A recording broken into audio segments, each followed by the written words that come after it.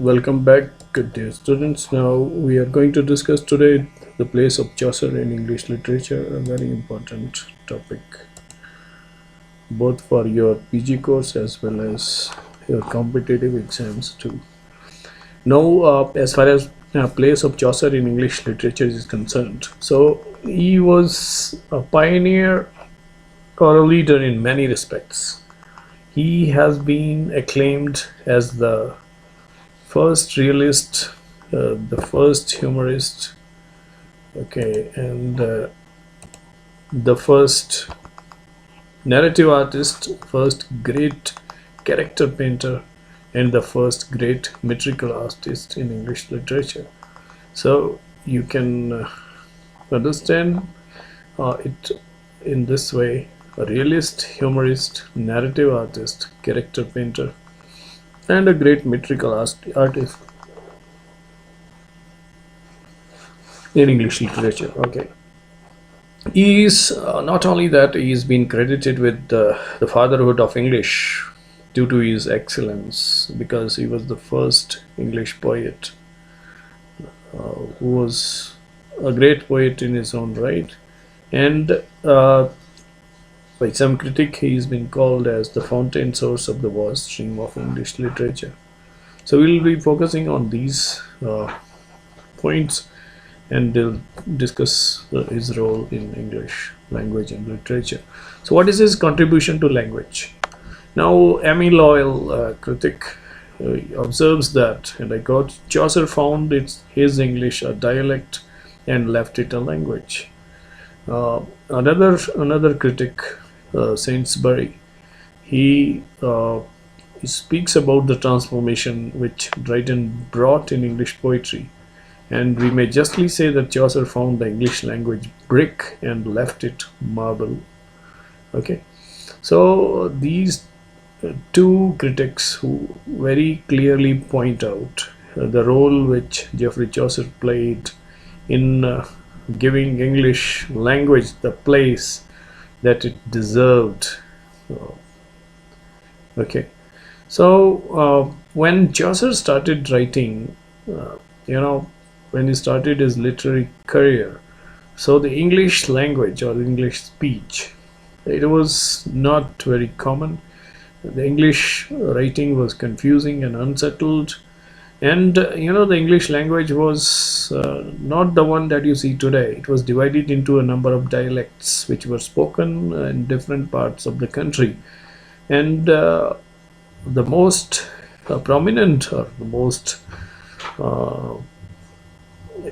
important ones were the southern dialect, which was spoken in the south, the midland, the northern, or also known as Northumbrian, and the Kentish.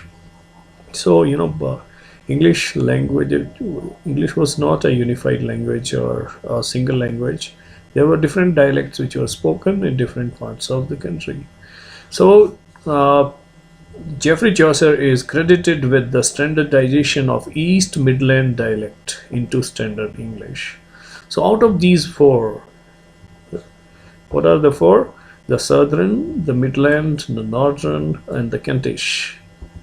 Out of these, he chose the Midland or the East Midland dialect, which was spoken in London and its surrounding area, because it was very simple in grammar and syntax. So Chaucer employed this dialect, East Midland dialect, in his work, and obviously because when this dialect, it was used by Chaucer, he was a genius, and that's how English language acquired its place. Then and that's why slowly then this dialect became the standard literary language of the whole country, and for the other generations to come. So none after him thought of using any other dialect other than the East Midland for any literary work. So it is certain that if Chaucer had adopted some other dialect, then that dialect would have become the standard language of literature, and maybe the literature may have been delayed a little. So all the great writers of England who followed Chaucer, uh, uh, in the words of another critic, John Spears, are, and I quote, masters of language, of which Chaucer is before them the great master. So he's been acclaimed as the great master of English language. So this is the biggest contribution which Geoffrey Chaucer made to the language. He not only chose the Midland and especially the East Midland dialect, but also popularized it, and under the weight of his genius, it became the standard language of England. And all writers or all literary men after Chaucer, they followed the same language. Okay, so this is the first contribution. Now, this was not very simple and easy as it may appear today, because we have to go back to the history. During those times, English was nowhere preferred language, because uh, there was a difficulty of choice for Chaucer. Out of the four dialects, he was to choose one. Okay, and moreover, uh, other languages like French and Latin, they were also very common, or they were quite their control was quite high in England. They were reigning supreme in England.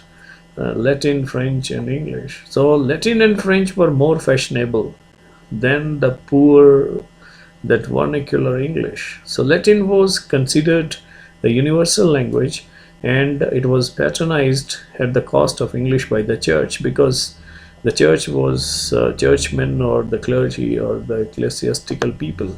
They were Roman Catholic, and that's why they used Latin. And French was the language of the court.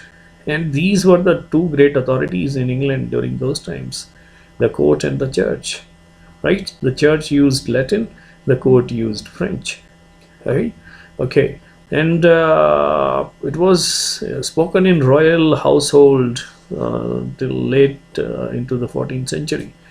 So even John Gower, he wrote his Mirror Delm in French and Vox Clementis in Latin and Confessio Amantis in English. So you can understand how these two languages, they influenced the writers.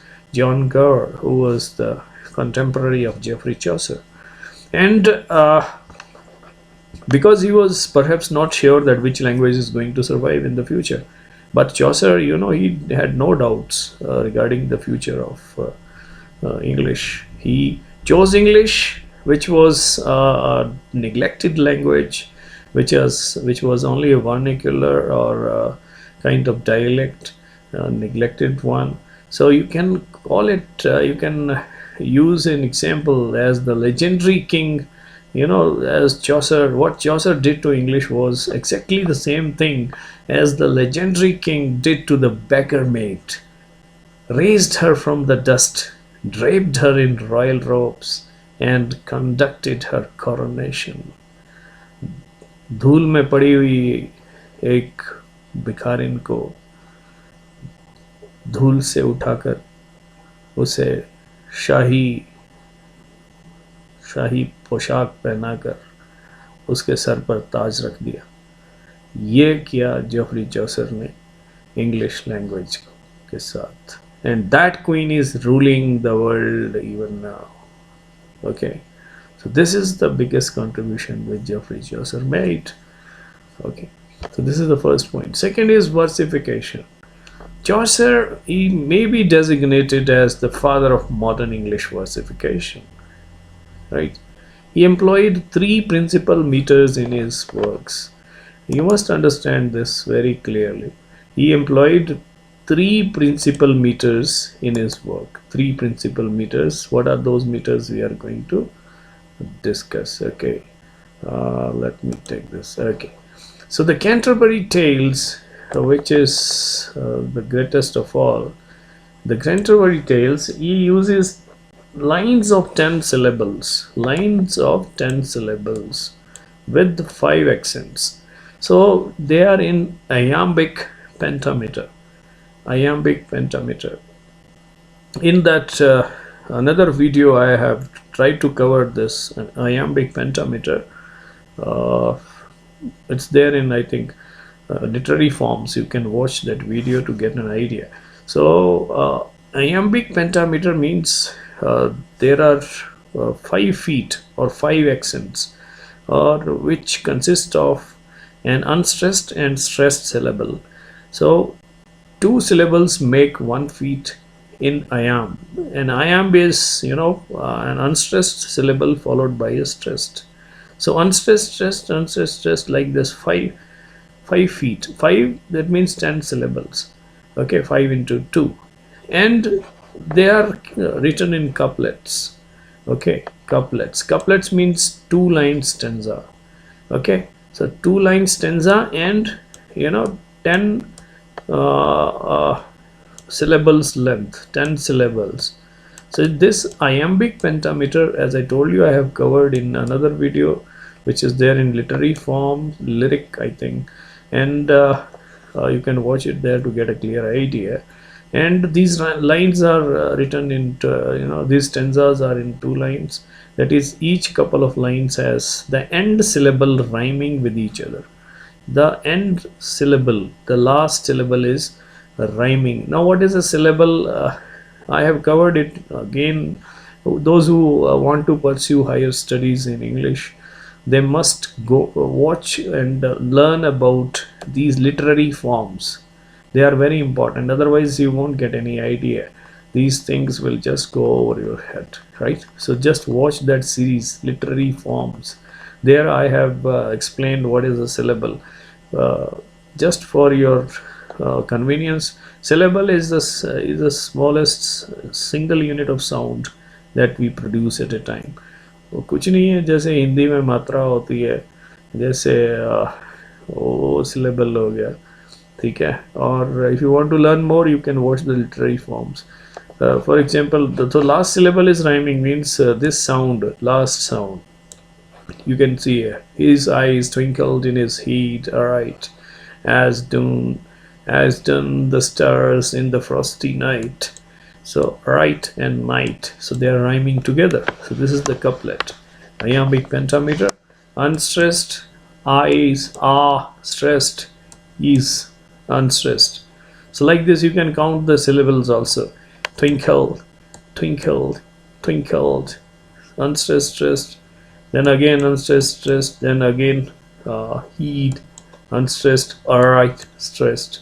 So likewise, there are 10 feet, 10 syllables, and 1 feet is made of 2 syllables, unstressed and stressed. Then next will consist of another 2, unstressed and stressed. So this is a little idea about the iambic pentameter.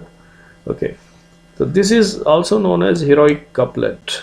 These lines which are rhyming and which are written in iambic pentameter, that becomes the heroic couplet. Okay, then this is the first meter which he employed. The second one was in Troilus and Cressida. He uses a 7-line stanza. 7-line stanza. पिछले वाले में था couplet 2 line का stanza. अब ट्रॉयलिस and क्रेसिड में he is using 7-line stanza, और वहाँ पे भी डेका सिलेबिक, मतलब 10 syllables वाली लाइन है विद 5 accents. इसका मतलब वो भी iambic pentameter है, each having the rhyme scheme. और जो स्टेंजा 7 line का है उसकी राइम स्कीम क्या है? A B A B B C C. ये rhyme scheme how do we make it? इसके लिए कुछ नहीं है, जो लास्ट जो राइमिंग वर्ड है वो किससे राइम कर रहा है. अगर नहीं कर रहा है उसको हमने ए दे दिया, ए बी, बी वाला. अब ये 3rd लाइन फर्स्ट वाले से राइम कर रही है, ठीक है, तो ये इसी का आ जाएगा. फिर अगले 4th जो है वो 2nd से कर रही है, 5th फिर से 2nd से कर रही है, जो 6th है वो किसी से नहीं कर रही, इसलिए उसको हमने नया एक लेटर दे दिया सी. 7th जो है वो 6th के साथ राइम कर रही है, तो सी हो गया. तो जिस तरह से उसकी राइम स्कीम है A B B C C. Okay, this meter was or this versification scheme was borrowed by him from the French, and he called it and it is called as rhyme royal, or it is also known as Chaucerian stanza. So this may be asked in competitive exams. What is Chaucerian stanza? Yeah, what is the rhyme scheme of Chaucerian stanza? Yeah, yeah, what? How many accents are there? So these are the questions which you must attend to. Then, so these are the first one was that couplet. What you know, what is called as a heroic couplet. 2 lines of decasyllables. Okay, that is generally 5 accents. Similarly, here also decasyllabic lines, but stanza is of 7 lines. 7 line का stanza है, उसको बोलते हैं rhyme royal. And the third one is the octosyllabic couplet. Octosyllabic. Octo का मतलब होता है 8. Okay, 8 syllables. 8 syllables. 8. वहाँ पे डेका था 10 syllables. यहाँ पे कितने 8 syllables. 8 syllables. And couplet है. Couplet का मतलब स्टेंजा में कितनी लाइन है? सिर्फ 2 ही है. जैसे वहाँ पे था heroic couplet.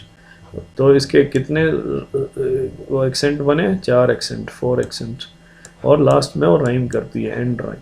So then Book of Duchess, this measure is used, and this measure was adopted by successors also. The decasyllabic couplet, which we spoke about in the first serial number, that is known as heroic couplet, which I have already told you.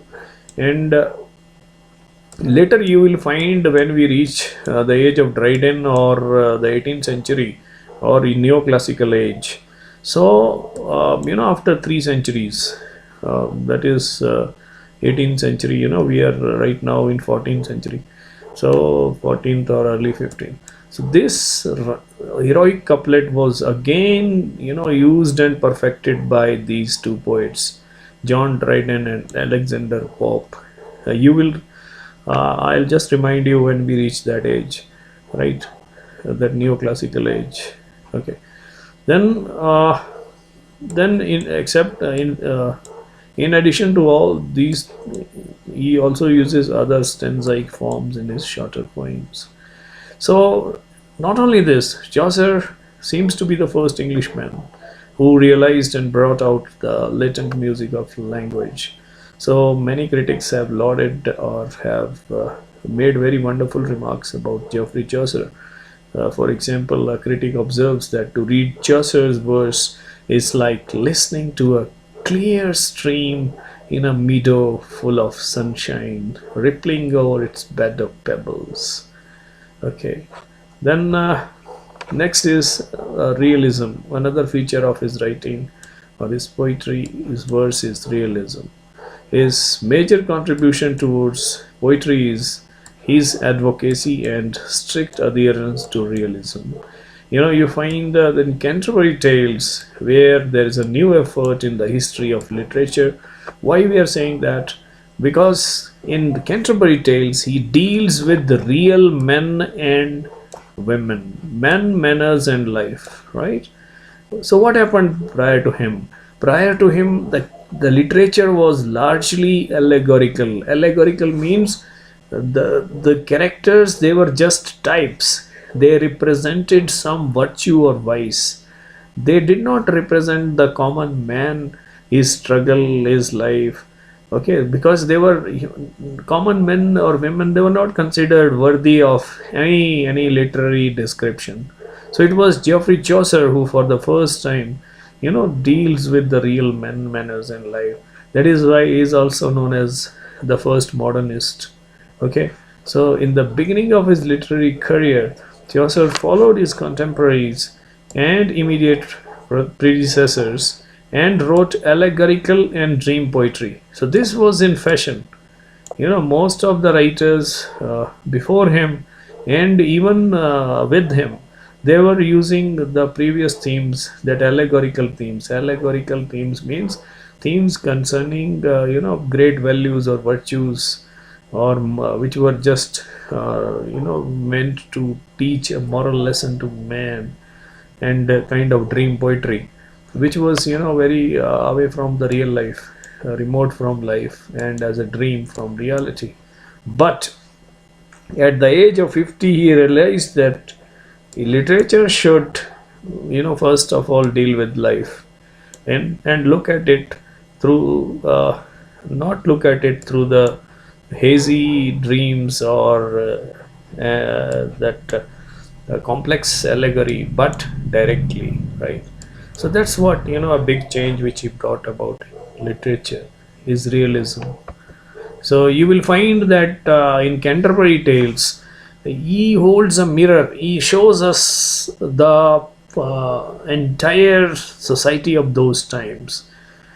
In his motley crowd of those pilgrims, you will find people from all walks and all stratas, men, women, the knights, the even people who, the miller, the reeve, man of law, the monk, the prioress. Then there's a wife of Bath. There are characters who are drawn from all the walks and all the stratas of the society, be it the farmer, or be it a parson, or be it a knight. So he presents before our eyes a wonderful, realistic image of the society or the people of those times. He replaces the old romantic and allegorical school. This is what I was talking about, with a lively and, you know, very vibrant or picture of contemporary life. The portraits of the pilgrims in Canterbury Tales constitute not only the epitome of the society of the 14th century, but of human nature of all ages, right? So this is another great feature of his writing. The next one is his tolerance, humor, and freshness. So Chaucer's, his tone is not very critical. It is wonderfully combined with tolerance, humor, and freshness, which is absent from his contemporaries and predecessors, who are either too dreamy or too serious. So they lose the interest of the reader, right? Then, in spite of the awareness of the corruption and unrest in the society of his age, Chaucer is never upset, or his writing is never upsetting. No one can read Chaucer without feeling that it is good to be alive in the world, however imperfect may it be in numerous respects. So, in this way, he is very, amicable. His view of the world is full of tolerance. He, not only values diversity in human nature, but he uses that diversity to create a wonderful literature, right? He is an optimist in that regard. He knows that a friar or a monk is corrupt, but that is an aspect of his personality. He knows the wife of Bath, she is a lusty woman, but still, he gives her enough space for the development of her character, right? Similarly, you will find other characters who, though they are not good or very perfect characters or human beings in their lives, but they are a part of this society or this system. And Chaucer is never too critical, or he never is sarcastic. His humor is gentle, very gentle, and full of freshness and tolerance. He never uses harsh or bitter criticism, and never criticizes men for their failings. Okay, and his satire and sarcasm, it is seasoned with lively humor. So it is a kind of irony rather than satire, right?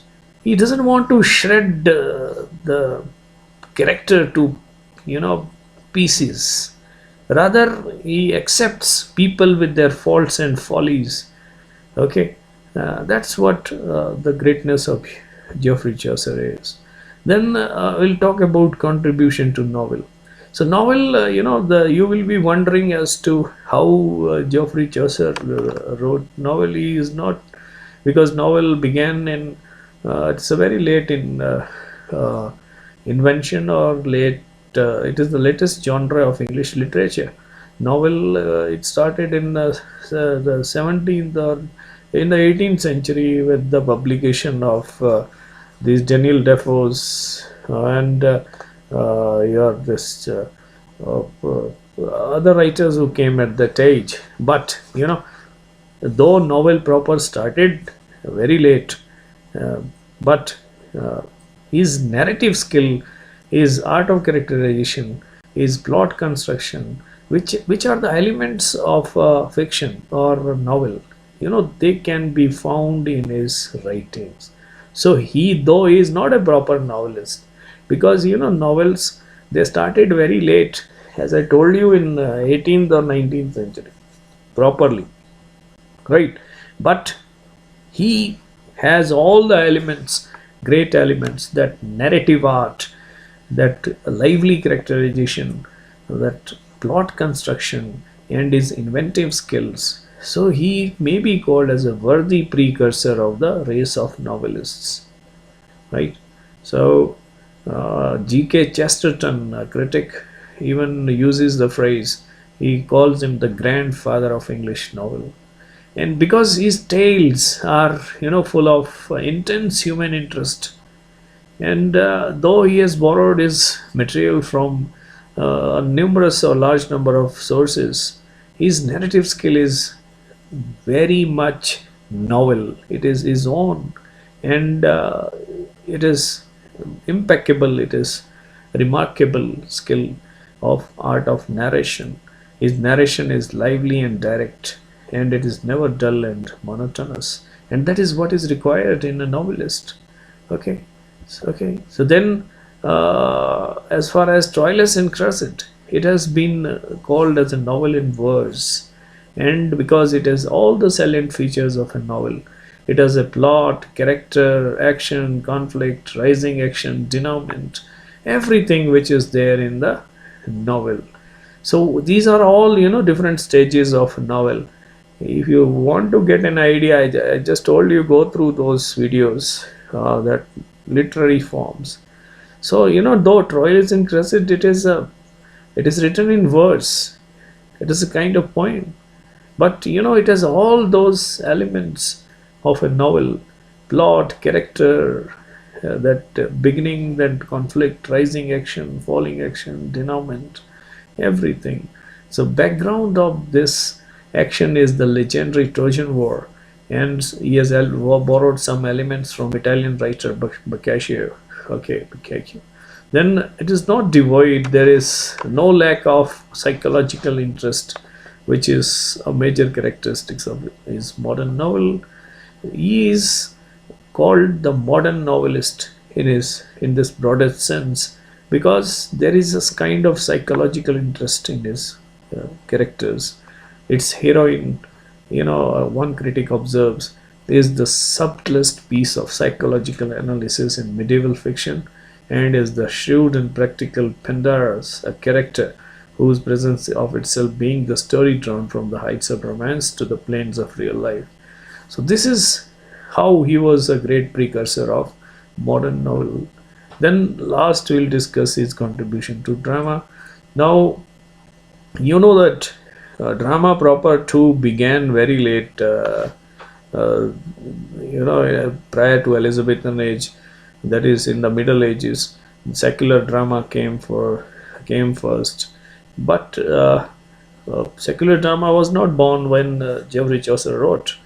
Right, as I told you, it began later in Elizabethan, or just prior to that Elizabethan age. But his works have some dramatic elements which are altogether missing in the poetry before him. Right, so there are certain dramatic elements in his poetry. His mode of characterization in the prologue to Canterbury Tales is uh, is not static or just descriptive, but it is dynamic or dramatic. You know, these characters, they reveal, it's not that someone is telling that friar is looking like this, or his mustache is so long, he has broad shoulders. Not like this. The characters reveal themselves without the intervention of the author, through action, through what they do, what they say, and what they feel, right? So these are the dramatic elements in his poetry. Okay, though as I told you, drama and novel started very late. Drama started a little early, but in Geoffrey Chaucer days there was no proper drama. However, those elements which are there in the drama can be found in his poetry as well. So his characters, they are not just described or in an through some narration. Rather, they are described in a very dynamic manner. They are their characters are revealed through what they say, what they do, or what they don't do, right? Even the tales they narrate in most cases uh, are in tune with the temperaments of the characters. So this is a wonderful dramatic device of characterization. And uh, in their dispute and discuss and make comment on each other's tales, those pilgrims in Canterbury Tales, their general behavior. So through that they reveal themselves. And this is how Geoffrey Chaucer is a master character portrayer. He reveals his characters dynamically through their actions, through their behavior, through their comments, through their discussions and disputes or comments. So you make a complete picture of the character. Okay, so which can found in the prologue to Canterbury Tales. So Chaucer is he has that abundant gift of a dramatist.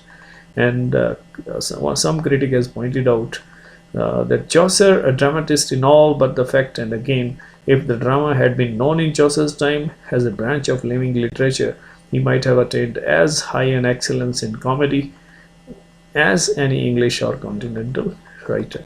So this is how you can summarize how he made the contribution in drama.